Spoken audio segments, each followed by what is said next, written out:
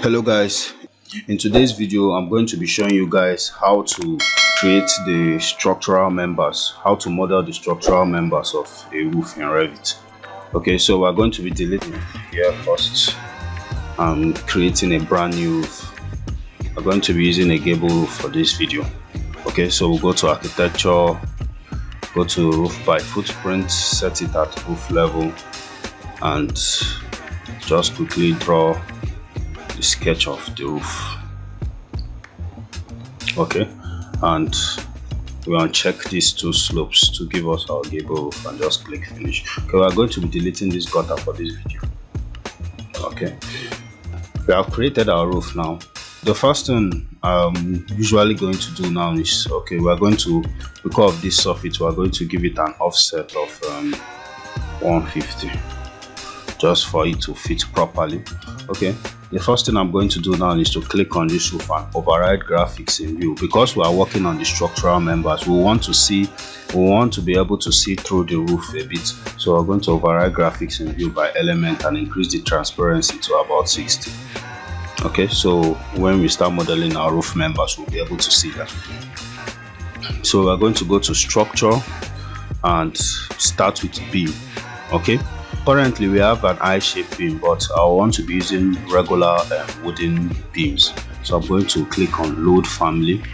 We're going to go to this English, under English library, look for structural framing, go to wood and zoom in and see what we have here. Let's use this M timber and just select one of these sizes. Okay, so we have selected one. So the next step I'm going to do now is to create all the type of beams I'll be using for this project, for this roof. Okay, first we're going to edit type and duplicate them. We're going to first create, let's say 01. Let's say my wall plates, sorry, not my wall plate. Okay, so we're now going to edit the dimension. Here in Nigeria, where I'm from, we use 75mm width by 100mm height. That is 3 by 4. Okay, we are going to duplicate again and create second member, tie beam,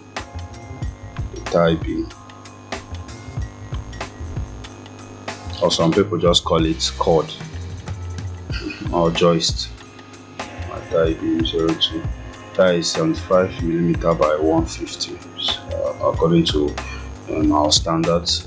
Then edit type, we duplicate again, 03, my rafter.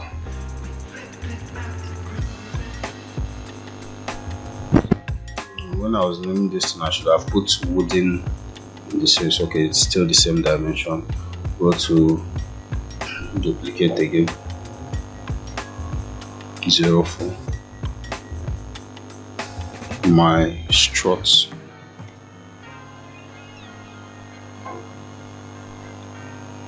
Okay, still the same dimension. Go again, duplicate again, 05, and my pole lines.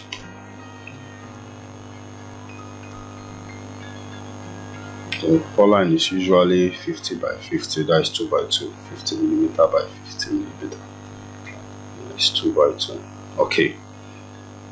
Okay, so we are going to select one of them, that is the wall plate, to draw the wall plates that will carry the tie beams. Okay, so in this wall plate, we are going to first click on modify and set levels as the roof level. Okay, you can also go to roof level and also override graphics in this roof level. Override graphics by element and you set it at 80, so the roof will be transparent, so we'll be able to see through this roof. So we click on beam and the reference level, set it at roof level. Then we draw our roof members. Okay,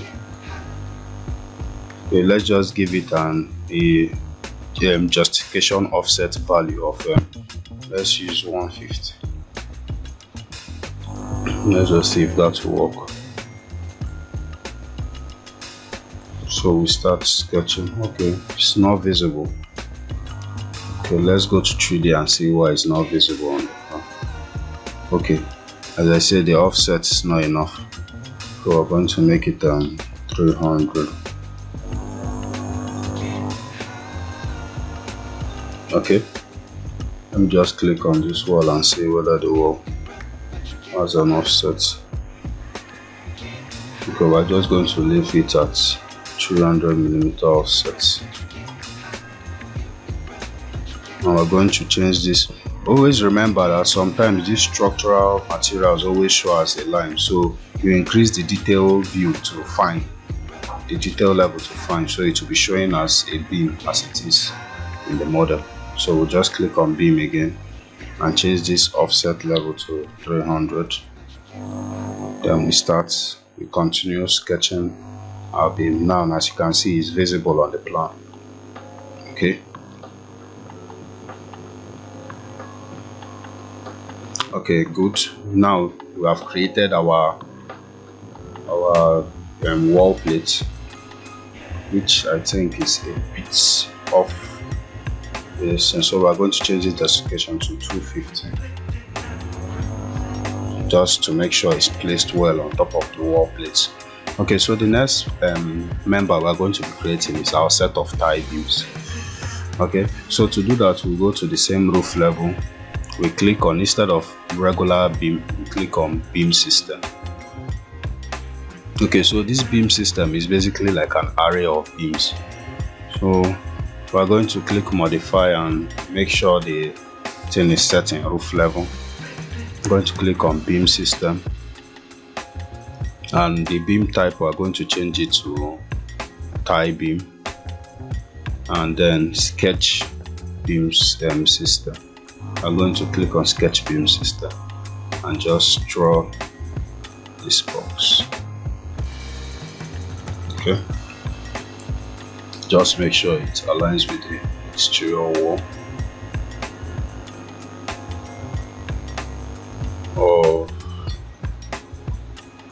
Okay, just going to leave it at this exterior wall and change this fixed spacing, the spacing in between the beam, to be 1.2 meters. I think that is standard in here in Nigeria, so we're going to be using that for this video. So once we do that, and we have changed the beam type to, okay, if you notice, you see this line. This line indicates the beam direction, so it means the beams will be running at this span 1.2, 1.2, 1.2.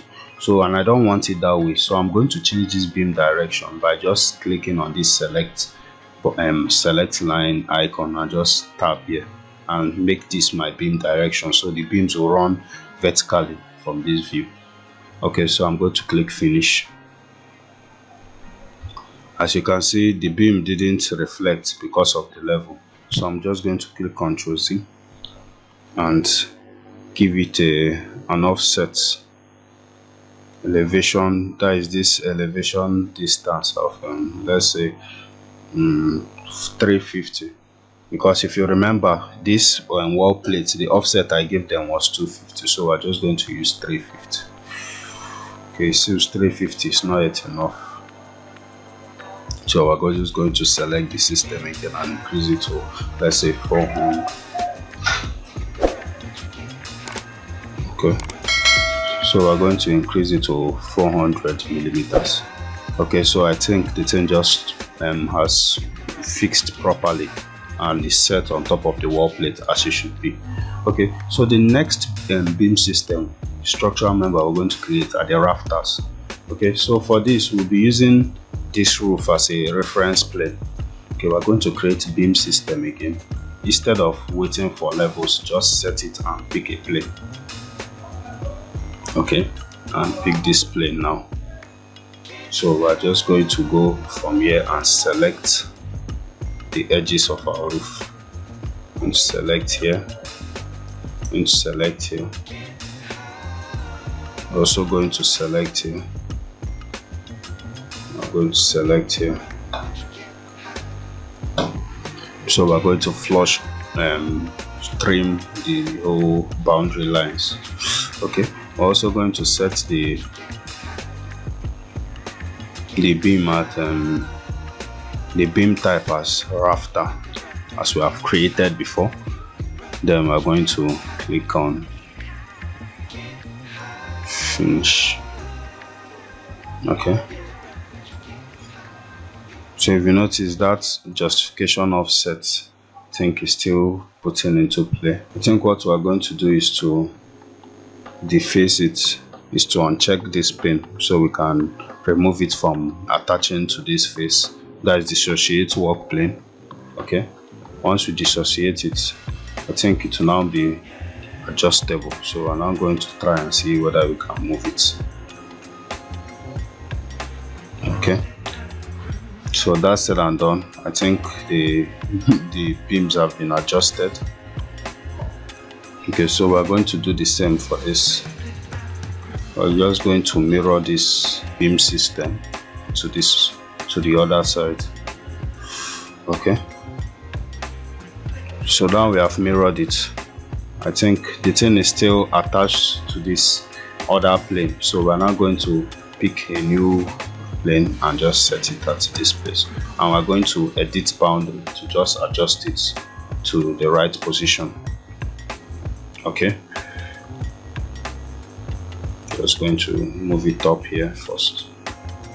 Go to roof level for better, more precise view, then adjust this line. And since it's difficult selecting it, I'm just going to delete this, then go to 3D and just select the line again.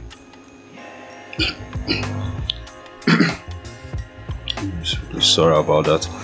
Okay, then I think the beam system is created. So we're going to select this again and make sure it's dissociated from this work plane, and also adjust this beam system to this center point. Okay, so now we have successfully created the tie beam, the rafter, and the wall plate. So we are going to be creating the pour lines. So to create the pour lines, there's usually a 50mm gap between the roofing sheet and the rafters. So that spacing is now like an accommodation for the pour lines. So we're going to be giving a 50mm offset.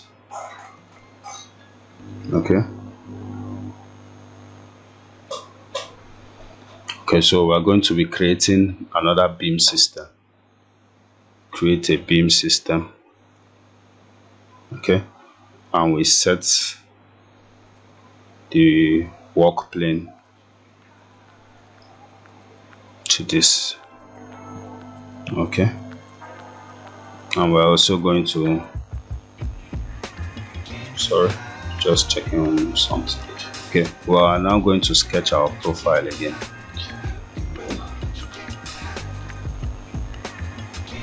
Okay, but in this case now I don't want the beam direction to be this way, because I want the pour lines to be running this way.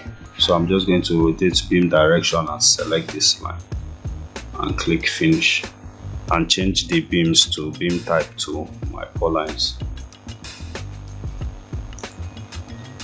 Okay, and also I'm going to edit the spacing to 600mm center to center.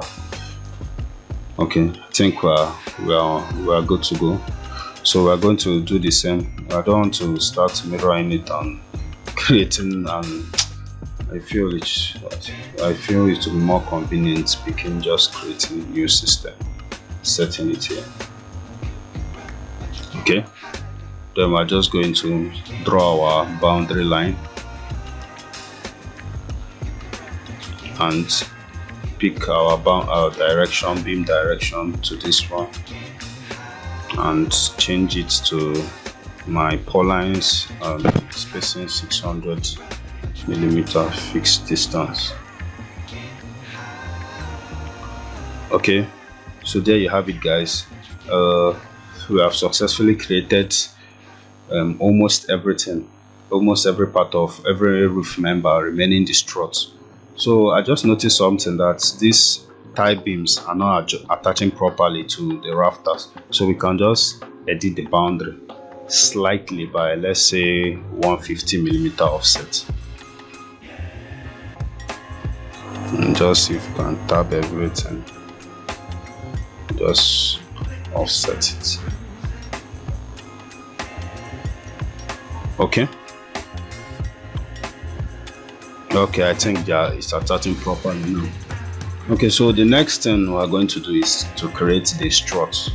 Okay, in creating struts, I'll simply go to the truss system, but the Revit is telling me that no structural truss family is loaded now, so I'm going to load one now.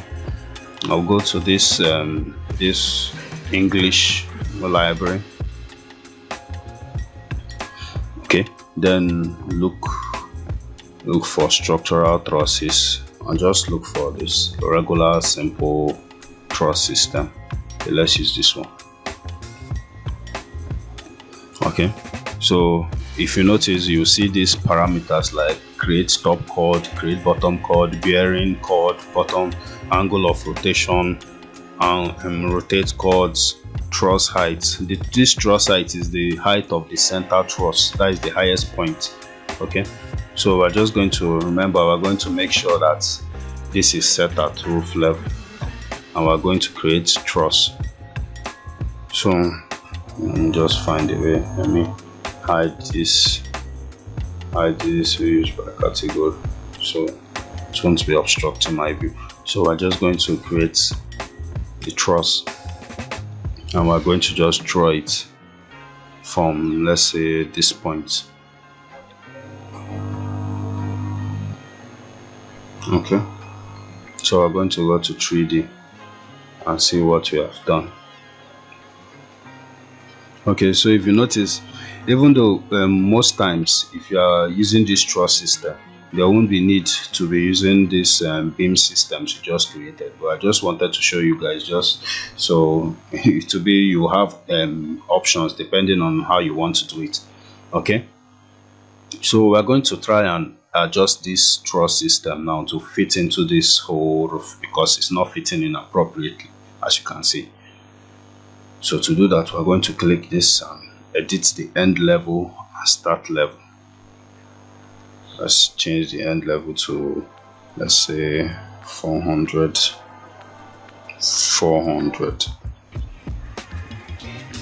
Okay, I think it has increased, but I think we did it too much. Let's change it to 300.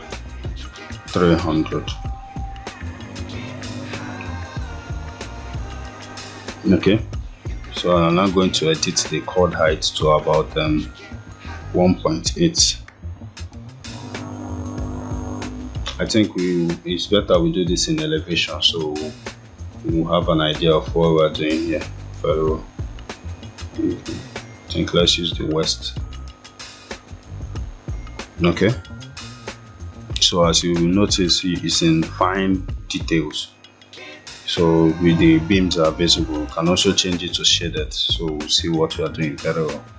Okay, we are just going to use a detail line to actually get the height from this, that is this tie beam to this point, that is 1876 millimeters. So I'm just going to select it and change it to 1876.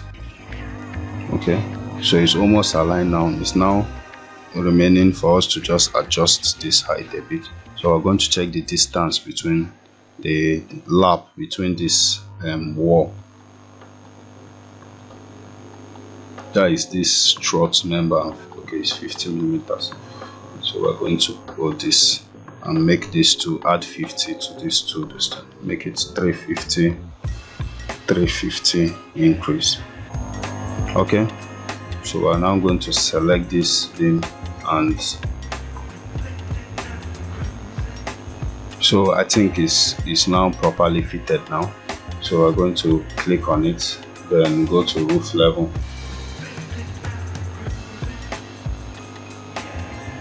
and then copy it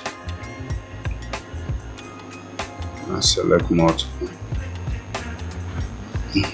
Or we can simply set array. We check how many beams are this. We just simply click one of these beam systems.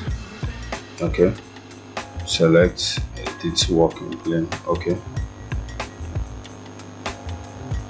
or we go to 3D. This is just a shortcut in how to create this, and select this beam system. Or we can simply count it, since it's kind of complicated there. I can't really select the members I want without selecting, so we'll just count. I think there are about 13 of them, 13 beam points and rafter points.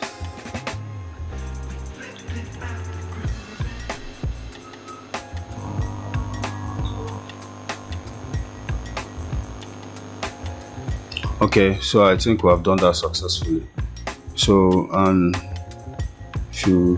as you can see, guys, this is a complete structural roof system. One last thing I'm going to do before I end the video is we are going to try and edit this truss system now. Okay, I'm going to select everything and unpin them, or filter, then unpin them. So we can now see if we can select, tab it, and we can change these members now to the appropriate member. We're going to tap this, tap this,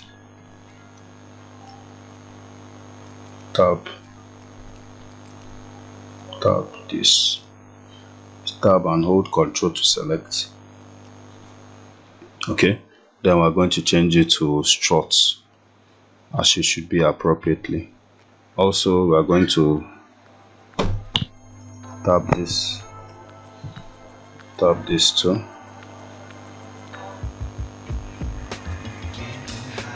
Also going to tap this and select it to be, let's say, tie beam. Okay, and we're now going to adjust this. Just adjust this so it will align, so it will just flush in properly.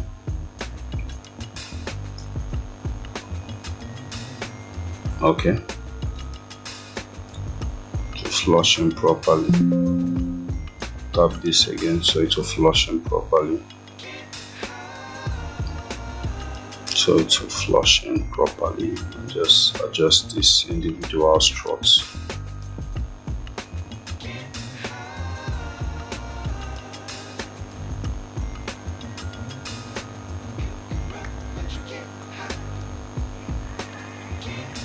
Okay, we're just going to click finish. Okay, I think the adjustment has applied for this. Okay, one more thing. Okay, so we are going to go to the modify tab, go to the geometry panel and look for coupe. Okay, I'm just going to select this. Okay, we're going to select this and select this, so it will just cut in properly with the element. I'm going to select this, I'm selecting this, just okay, so select this and this. So as you notice, it will just cut in properly to the members, will just cut in at the right point.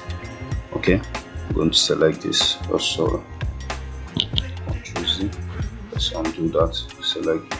Select the member you want to cut first, then select the reference one you want it to fit into.